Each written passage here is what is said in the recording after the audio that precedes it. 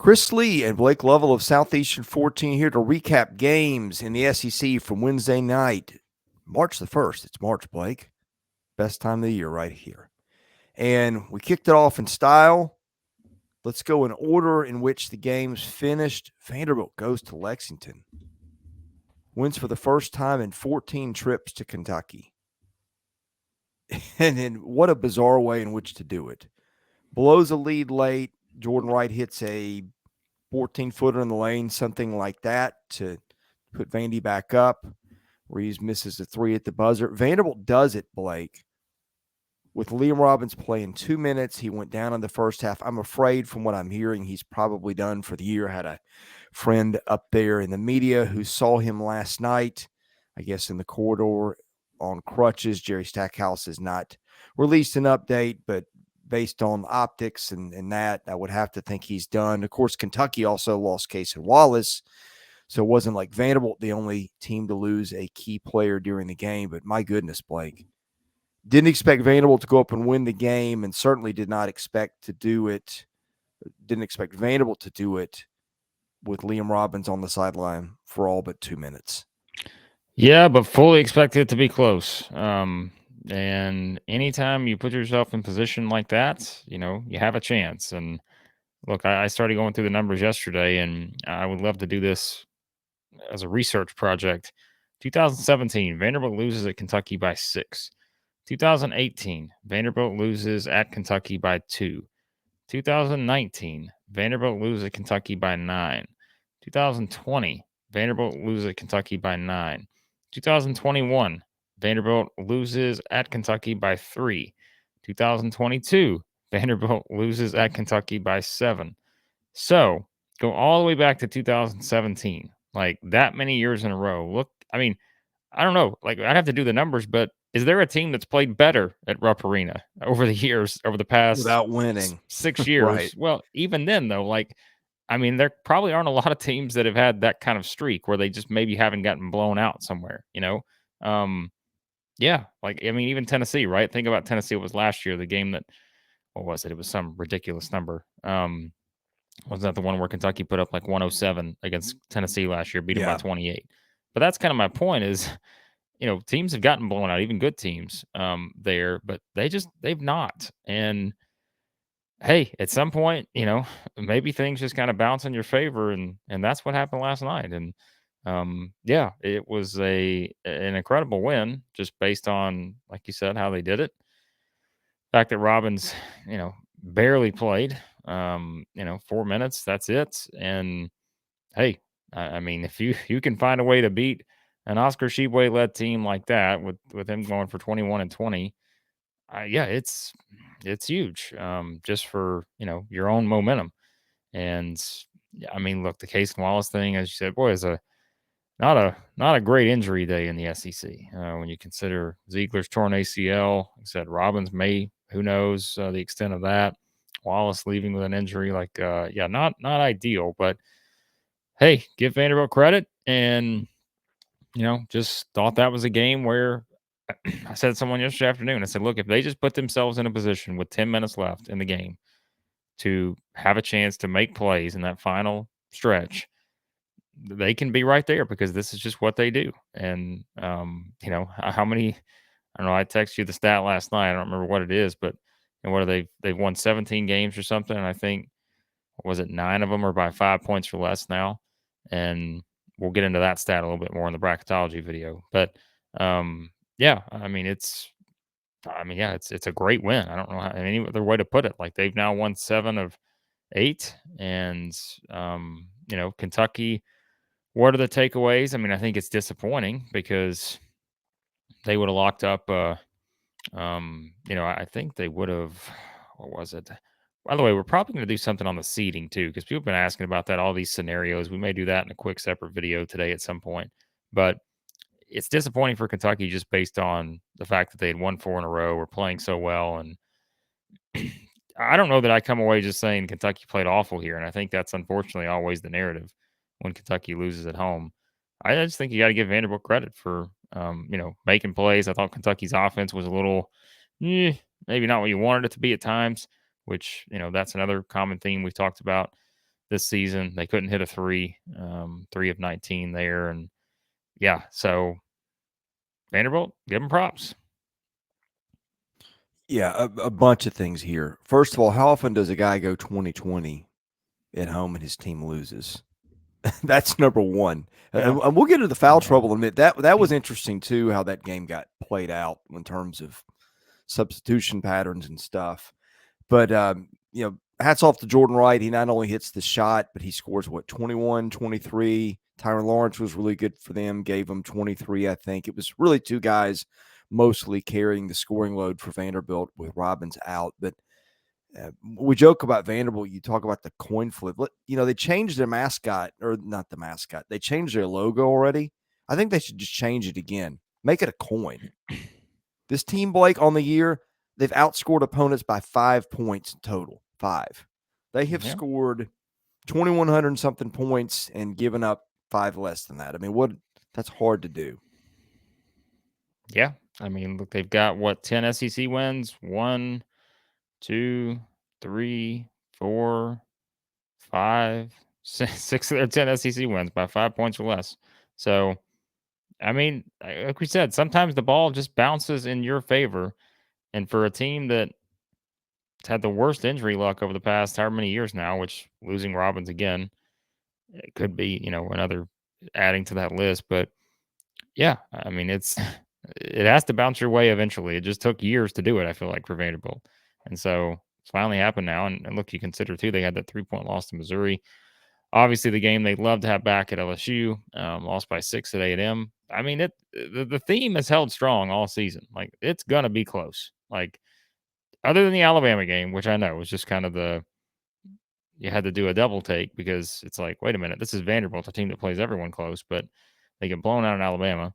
Other than that, it's just that's the way it's been. And so makes for quite a setup on Saturday against Mississippi State. And meanwhile, for Kentucky, there's still a lot at play for Kentucky in that game at Arkansas on Saturday. And again, we'll probably talk more about that. I'm gonna make us do a sort of quick seeding video on SEC tournament scenarios because it's a little complicated with some of the tiebreakers, but it's actually not as complicated as it would have been had Auburn beaten Alabama. And I think, no, that was the only one that would have kind of made it a lot more difficult. But yeah, so we'll talk more about that. But a big win for Vanderbilt. Yeah, foul trouble also played a role in this. Not only did Robbins go out, but Quentin Malloy-Brown, his backup, was out. At one point, Vanderbilt was basically playing with 5 guards.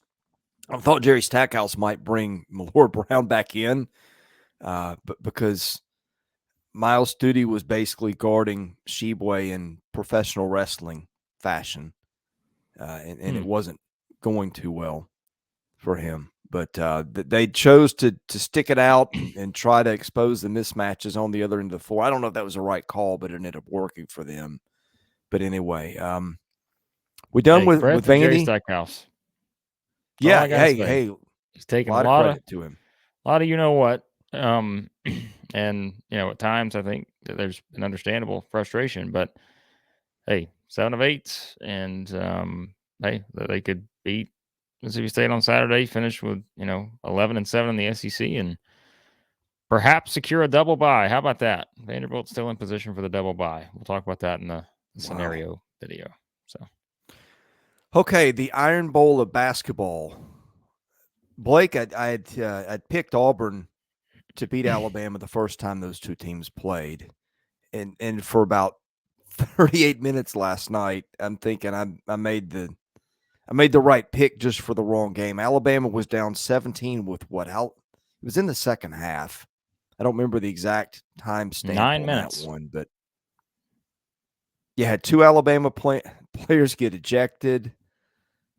You had a near fight, and I mean, it's all the stuff that you would think might happen with the heated rivalry game. And my goodness, if you're Bruce Pearl, who was very vocal about the officiating after the game, that's another one that slips away that I'm not going to say you had to have it, but it was when you're that close, you almost do, because Auburn is very much on the bubble of the NCAA tournament now. But anyway, look, that one was a classic. I don't know how else to put it. Classic for Alabama, not a classic for Auburn, because they were up 17 with about 9.5 minutes left in the game. And Alabama had 49 points at that point. Think about this. Alabama had 49 points with about 9.5 minutes left in the second half. They wind up scoring 90. So basically, the first, 30 minutes of the game, they scored 49 points. The last 15 minutes of the game, they scored 51 points. Right? I mean, think that's about crazy. that. Like that's pretty nuts. But that shows you, I think, what Alabama is capable of. When it comes to when they get going, that's just what happens. And they just happen to get going. I mean, it's not the same as the last game, but like that was sort of that last stretch in the game they played at Auburn. Alabama made that run, and that was, what decided the game. And I mean, I'll start here. Like, I think Bruce Pearl had reason to be frustrated. I thought, talking about professional wrestling, I thought Bruce Pearl was going to body slam a referee at some point in that game, because he was not happy at various points. And again, I think he had reason not to be on some of those. There was especially a play late. I don't remember the exact scenario. I'm sure Auburn fans know the one I'm talking about. But I mean, someone went in there, The just broom maybe it was play. Flanagan. I don't know. It was one where somebody just went in and just got, hammered.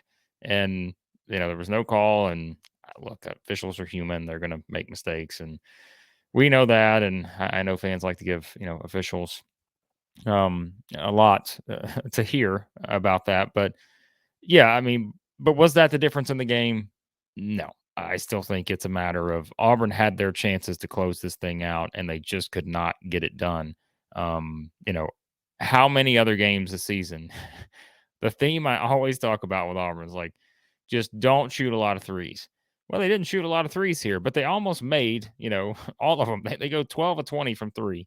I mean, that's just, you could not have expected that from this team. That's their highest 3-point output this season. And, it just seemed like the perfect setup for Auburn to be sitting in that spot. We're finally making shots from outside. We're up 17 on the number one team in the country. This is our ticket. If they'd have won that game, they'd have punched their ticket to the NCAA tournament. Now, a must-win setup on Saturday against Tennessee, I think, to secure a bid. If they don't get that, we'll talk about it in bracketology. I think I would be concerned if I'm Auburn fans.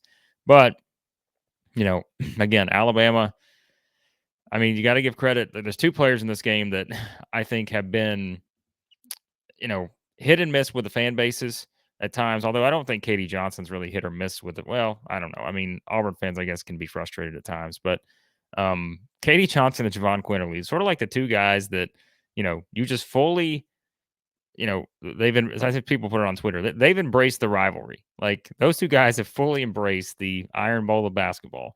And, I think it's just kind of seeing the games they had.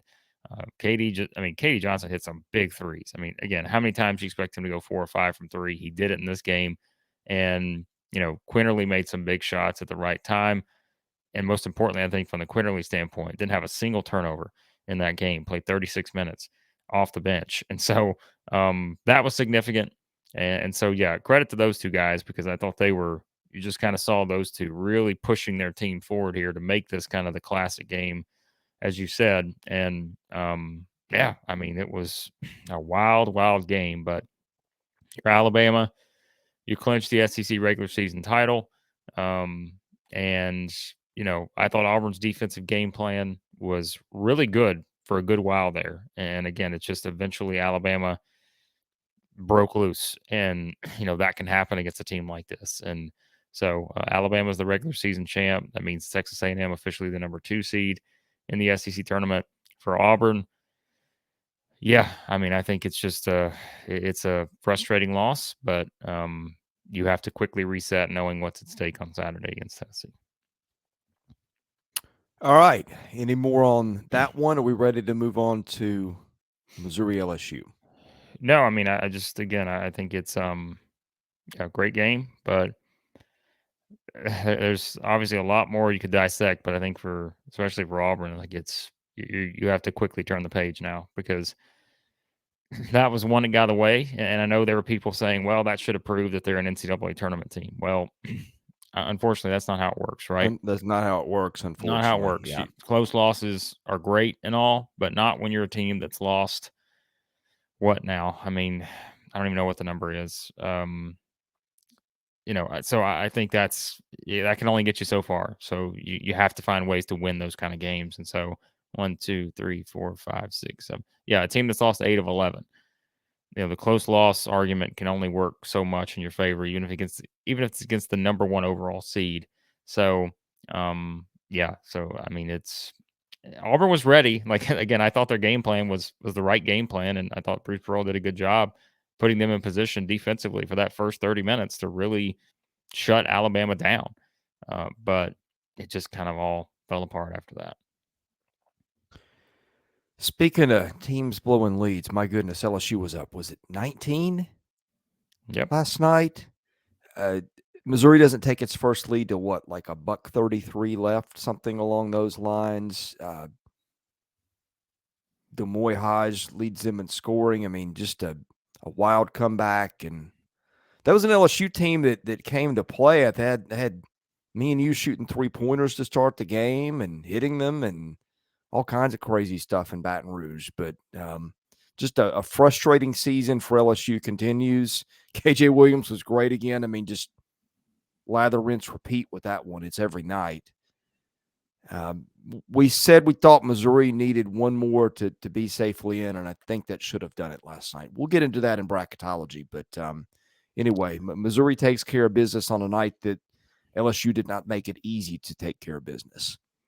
Yeah, I mean, I think it's you're not going to have many games start the way that game started when you consider, LSU and just the 3-point barrage that I mean, that first half was almost unreal just to watch them make as many threes as they made as a team that shoots about 33.7%.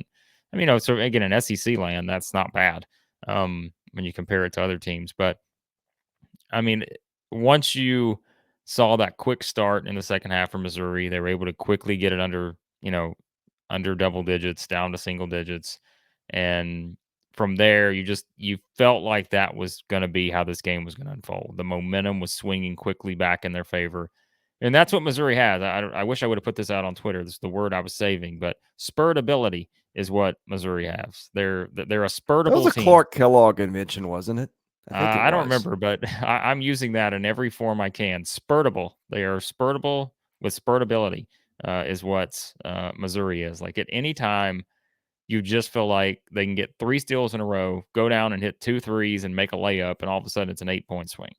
And I feel like that's what you saw here. And I'll tell you, John Sudwald said this on the broadcast, and I'm starting to maybe lean in his direction.